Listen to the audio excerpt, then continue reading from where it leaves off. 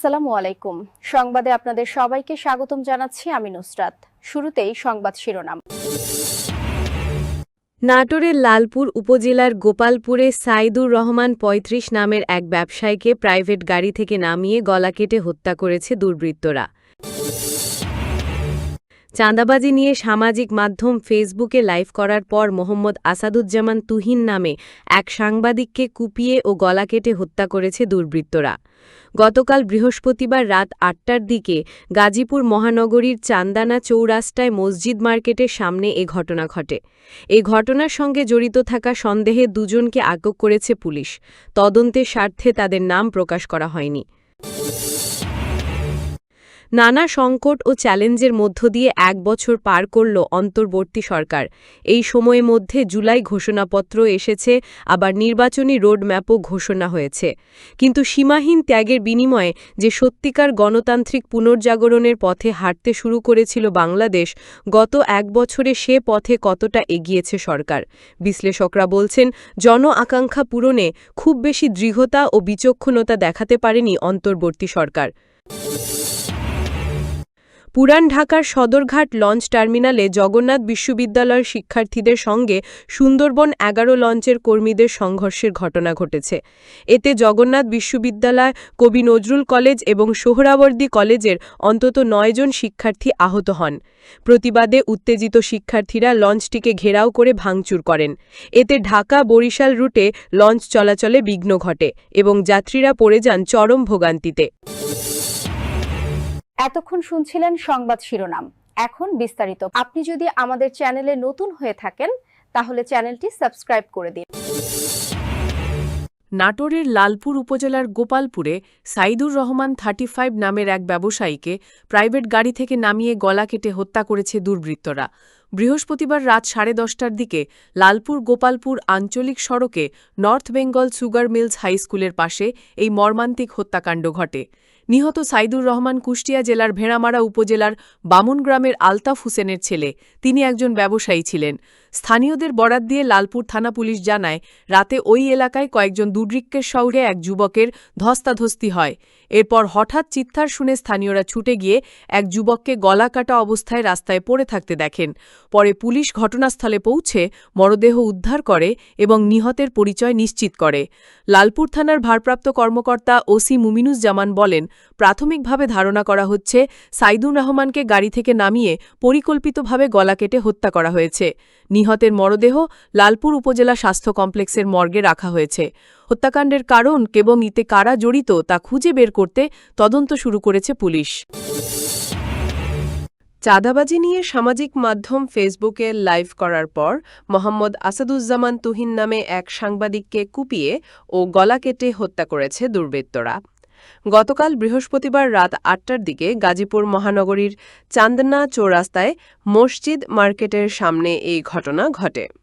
এই ঘটনার সঙ্গে জড়িত থাকার সন্দেহে দুজনকে আটক করেছে পুলিশ। তদন্তের স্বার্থে তাদের নাম প্রকাশ করা হয়নি। সাংবাদিক নিহতের ঘটনার পরপরই গাজীপুর মেট্রোপলিটন পুলিশের ডিবি, সিআইডি, পিবিআই এর সদস্যরা ঘটনাস্থল পরিদর্শন করে বিভিন্ন আলামত সংগ্রহ করেছেন। এ বিষয়ে পরবর্তী আইনগত পদক্ষেপ চলমান রয়েছে। নিহত আসাদুজ্জামান তুহিন দৈনিক প্রতিদিনের কাগজ পত্রিকার গাজীপুরের স্টাফ রিপোর্টার হিসেবে কর্মরত ছিলেন। তিনি ময়মনসিংহের ফুলবাড়িয়া থানার ভাটিপাড়া গ্রামের হাসান জামালের ছেলে। পরিবার নিয়ে তিনি চান্দনা চৌরাস্তা এলাকায় বসবাস করতেন। প্রত্যক্ষদর্শীরা জানান, বৃহস্পতিবার রাত ৮টার দিকে সাংবাদিক আসাদুজ্জামান তুহিন মসজিদ মার্কেটের সামনে একটি চায়ের দোকানে বসে চা পান করছিলেন। এ সময় হঠাৎ কয়েকজন দুর্বৃত্ত তাকে ঘিরে ধরে। পরে তারা ধারালো অস্ত্র দিয়ে লোকজনের সামনেই কুপিয়ে ও গলা কেটে হত্যা করে পালিয়ে যায়। এতে ঘটনাস্থলেই আসাদুজ্জামানের মৃত্যু হয়। এর আগে চাঁদনা চৌরাস্তা এলাকায় ফুটপাত ও দোকানপাট থেকে চাঁদাবাজি নিয়ে এদিন বিকালে লাইভ করেন সাংবাদিক আসাদুজ্জামান তুহিন। এরপর রাত ৮টার দিকে নিজ ফেসবুকে একটি ভিডিও পোস্ট করে লেখেন, যেমন খুশি তেমন রাস্তা পার হওয়ার দৃশ্য, গাজীপুর চৌরাস্তা। বিষয়টি নিশ্চিত করে বাসন থানার ভারপ্রাপ্ত কর্মকর্তা শাহিন খান বলেন, খবর পেয়ে পুলিশ মরদেহ উদ্ধার করে মর্গে পাঠিয়েছে। তবে কী কারণে এ খুনের ঘটনা ঘটেছে তা জানার চেষ্টা চলছে। রাষ্ট্রযন্ত্রের নিপীড়নের ভয় উপেক্ষা করে যে প্রত্যাশায় লাখো ছাত্র জনতার ঠিকানা রাজপথ হয়েছিল তার প্রধান উদ্দেশ্য ছিল বৈষম্য বিলোপ। পরে তার রূপ নেয় স্বৈরাচারী শাসন ব্যবস্থার পতন ঘটিয়ে গণতান্ত্রিক প্রক্রিয়ার পুনঃপ্রতিষ্ঠা, ন্যায় বিচার ও রাষ্ট্র সংস্কার আন্দোলনে। এক নাজুক মুহূর্তে নানামুখী চ্যালেঞ্জের ভারকে সঙ্গী করে অন্তর্বর্তী সরকার যখন যাত্রা শুরু করে তখন জনগণের প্রত্যাশার পারদ তুঙ্গে ছিল। পরে দেখা যায় ক্ষমতাচ্যুত স্বৈরাচারে নানামুখী ষড়যন্ত্র, মব সহিংসতা ও বিভিন্ন দাবি দেওয়ায় একরকম খাবি খেতে হয়েছে এ সরকারকে। যদিও অর্থনীতির সুবাতাস কিছুটা স্বস্তি দিয়েছে, সার্বিক বিচারে গত এক বছরে সেই প্রত্যাশার সঙ্গে প্রাপ্তির বাস্তব সংযোগ কতটা হয়েছে প্রশ্ন ছিল শিক্ষাবিদ এমিরেটাস অধ্যাপক সিনাজুল ইসলাম চৌধুরীর কাছে। এ ব্যাপারে তিনি বলেন, কিছু ব্যাপারে বেশ ভালো সাফল্য দেখি আমরা, যেটি প্রয়োজনীয় সাফল্য, যেমন অর্থনীতিতে, যেটি মূল জায়গা।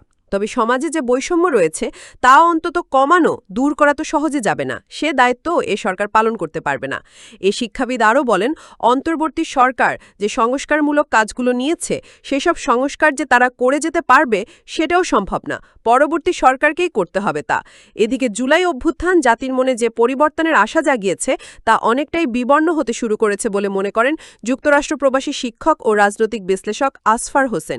তার মতে, রাষ্ট্র ও সমাজের কাঙ্ক্ষিত রূপান্তর ঘটাতে পারছে না বর্তমান উপদেষ্টা পরিষদ। এই রাজনৈতিক বিশ্লেষক বলেন, কৃষক শ্রমিকদের অবস্থার তো কোনো পরিবর্তন হয়নি, তাদের নিয়ে বড় ধরনের কোনো কাজ হয়নি। কমিশনের কথা বলবেন, শিক্ষা কমিশনই নেই। যান এবং মালের মধ্যে বিশেষ করে যানের নিরাপত্তা দারুণভাবে বিঘ্নিত হচ্ছে। এক্ষেত্রে এ সরকারকে কিভাবে সফল বলবেন?